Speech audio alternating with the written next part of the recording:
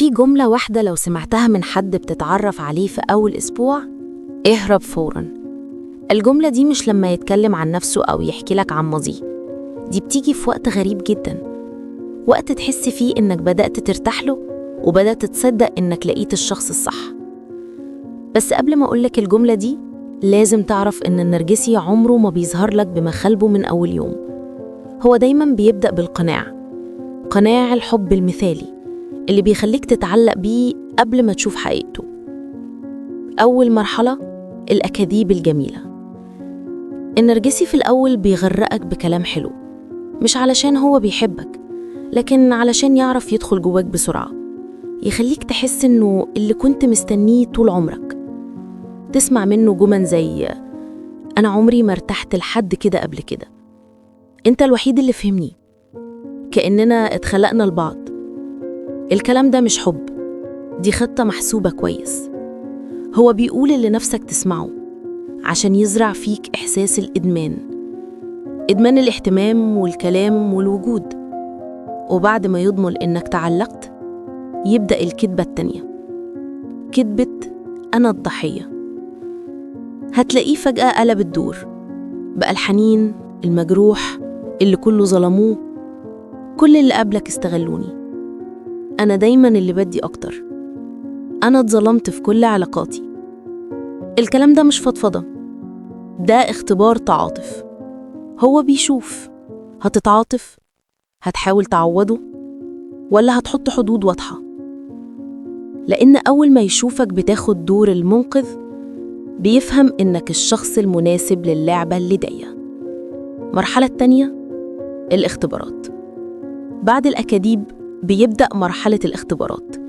النرجسي لازم يعرف حدودك فين علشان يعرف يكسرها إمتى.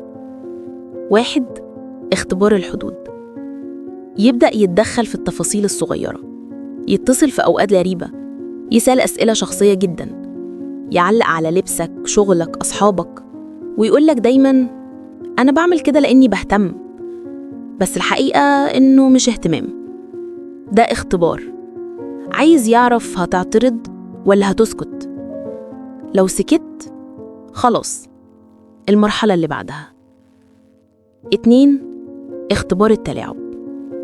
يعمل حاجة تزعلك متعمد، ولما تواجهه يقلبها عليك. انت فاهم غلط، انت حساس زيادة، انا كنت بهزر. ده مش هزار، دي إضاءة غازية. هو بيخليك تشك في نفسك، في إحساسك، في ذاكرتك. وساعتها لما تفقد الثقة في نفسك، تبدأ تعتمد عليه، وده اللي هو عايزه. 3. اختبار الاختفاء. فجأة يبعد من غير سبب، من غير خلاف، وبعدين يرجع يقولك كنت محتاجة أراجع نفسي.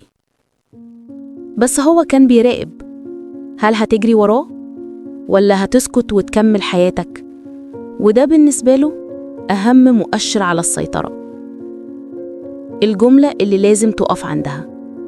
دلوقتي نرجع لأول الحلقة، الجملة اللي قلتلك عليها، أنت الوحيد اللي فهمني، كل اللي قبلك كانوا وحشين. الجملة دي مش رومانسية، دي إشارة خطر. هو بيقولك من غير ما يقصب، أنا ما بعرفش أحافظ على علاقة، وكل اللي قبلك كانوا أعداء في دماغي، وهتكون أنت بعدهم. النرجسي الحقيقي بيشوف الناس مراحل في خدمته، مش علاقات، وكل مرحلة بتنتهي لما يزهق أو يستنزفك كفاية. الفرق بين النرجسي المؤقت والنرجسي الحقيقي، المؤقت ممكن يكون بيبالغ لأنه موجوع، عنده ضعف أو نقص، بس بيحس بالذنب، ولو وعي بيتغير. الحقيقي ما عندوش تعاطف ولا إحساس بالندم، بيستمتع بالتلاعب وبيشوف وجعك دليل نجاح ليه. ليه أغلبنا بيقع في الفخ ده؟ علشان النرجسي ما بيختارش ضحايا عشوائي، هو بيقرأ احتياجك من أول نظرة. لو محتاج حب، يغرقك كلام. لو محتاج أمان، يمثل إنه السند. لو بتحب تساعد، يلبس دور الضحية. هو مش ساحر، هو خبير احتياج، وبيستخدم احتياجك ضدك. طالما عرفت اللعبة، خلاص خرجت منها. الوعي مش بيمنع الألم، بس بيمنعك تعيش الدور مرتين. احكي لي في الكومنتات، هل قابلت قبل كده حد قالك الجملة دي؟ ولما قالها صدقتها ولا حسيت إن وراها حاجة غلط؟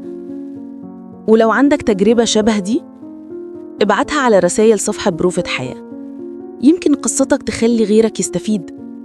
في كل بروفة كلمة، وفي كل كلمة حياة. دي كانت بروفة حياة. خلي بالك من قلبك، لأن مش كل اللي يقول أنا بحبك معناها إنه يعرف يعني إيه حب.